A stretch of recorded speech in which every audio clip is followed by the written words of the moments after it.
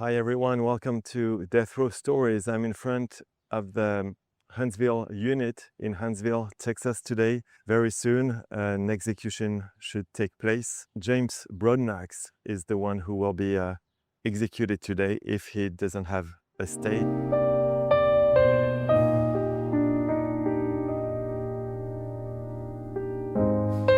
It's a pretty crazy story.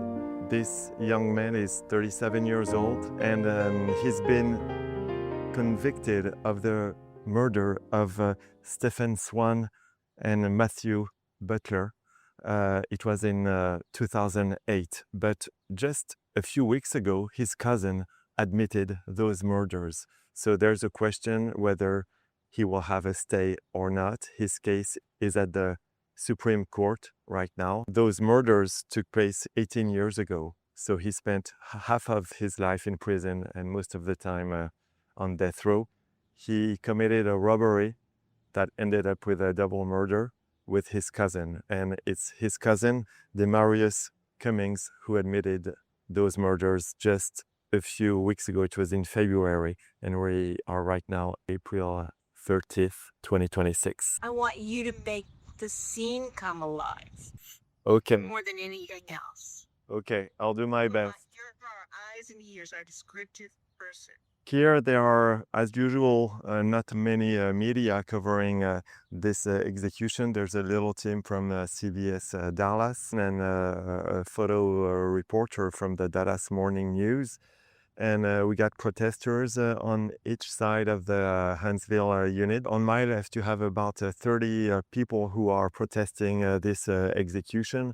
And on my right, on the other side, you have about 20 people rather in favor of this execution. The victims' witnesses are inside. So there is the mother and father of one of the victims, Matthew Butler, who was 28 when he was killed. And there is also the Swan family. Stephen Swan was the other victim. He was 26, so his sister is inside, his father, his mother, his brother, and the husband of his sister. Thank you, Francois. Thank you. That's good to know. That's good to know. We've had James Broadnax witnesses going from the ITD building to the Huntsville unit. They are three: his wife, a friend of him, and his spiritual advisor. They just crossed the street and they are now in the Huntsville unit.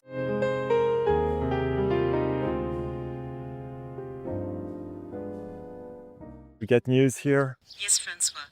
Some people are getting out of the unit. Thank you. Thank you, Francois. We appreciate it.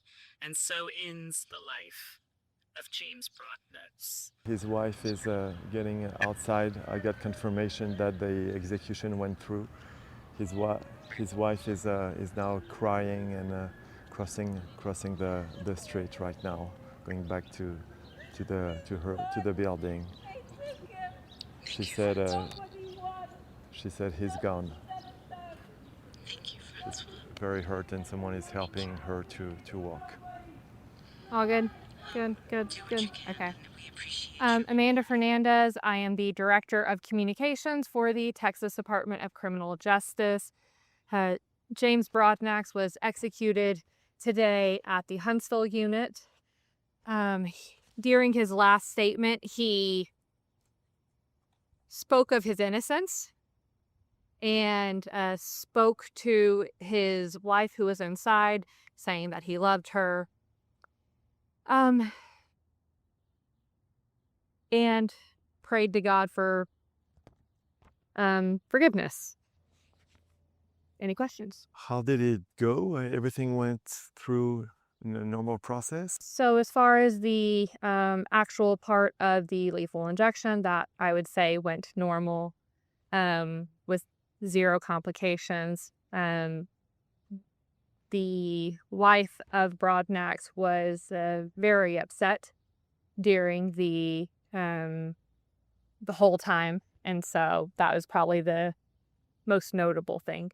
Because we were not inside, are the victims' family members and Broadnax family members? Are they in separate rooms? Or are they together? Yes. So during an execution, the victims witnesses are in one room, and the condemned witnesses are in another room. The rooms are by each other, so the victim witnesses were able to hear his wife being very distraught.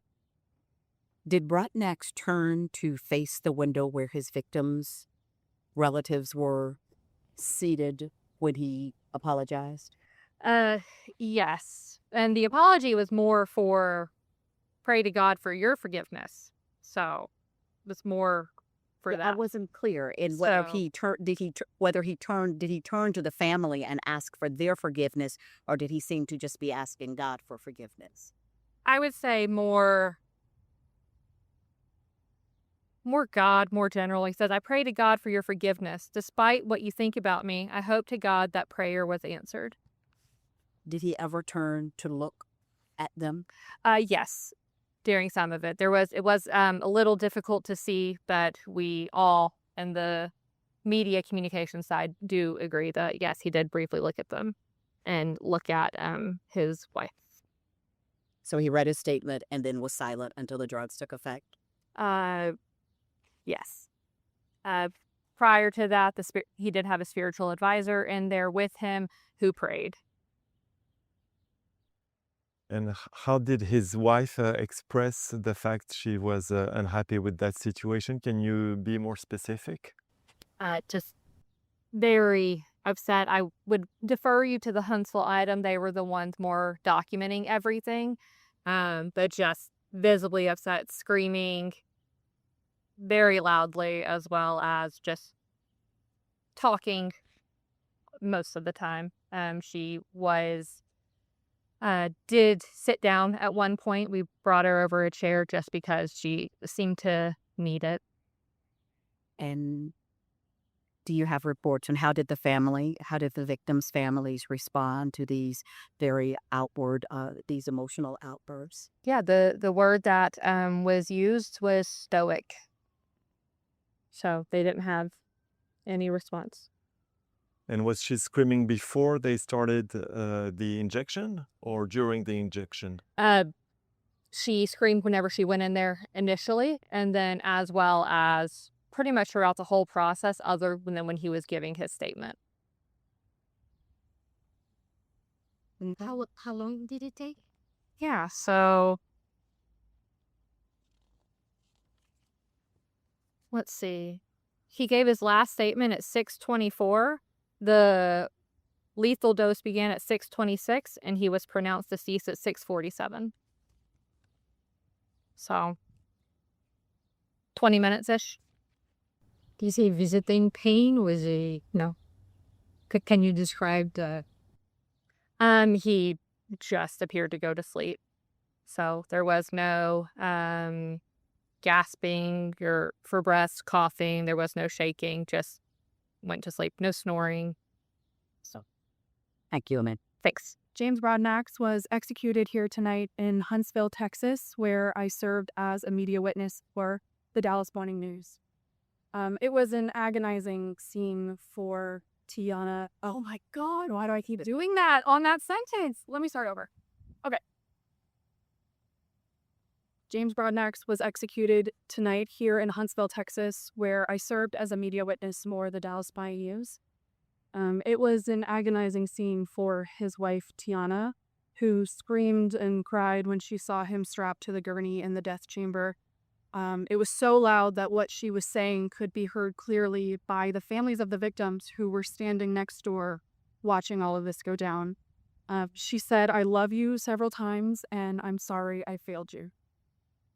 James then used his final statement to ask one more time for forgiveness from the victims' families.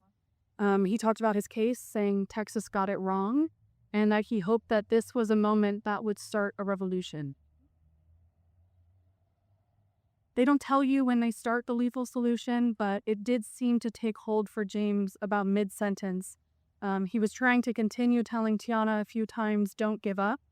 On the third time, he only got through the word "don't" when he started to groan, something that is called the death rattle. and he was pronounced dead at 6:47. Let me do the last paragraph one more time. He read his final statement. It says, in part, I prayed to God for your forgiveness. Despite what you think about me, I hope to God that prayer was answered. No, but no matter what you think about me, Texas got it wrong. So even until drawing his final breath, Broadnax insisting that he was not the trigger man, we are told that the family members of his victims remain stoic throughout. Not so for Broadnax's wife.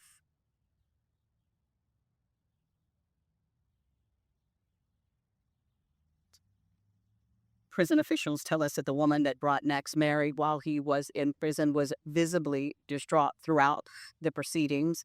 As she exited the prison, she screamed that the state of Texas has murdered my husband and insisted that no one has won.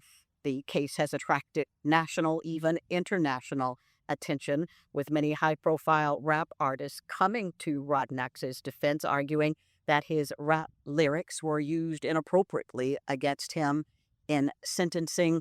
The Supreme Court rejected that argument, as have the victims' families. In statements posted on social media, they call Broadnax a full-blooded killer, arguing that his attorneys were simply trying to rewrite history.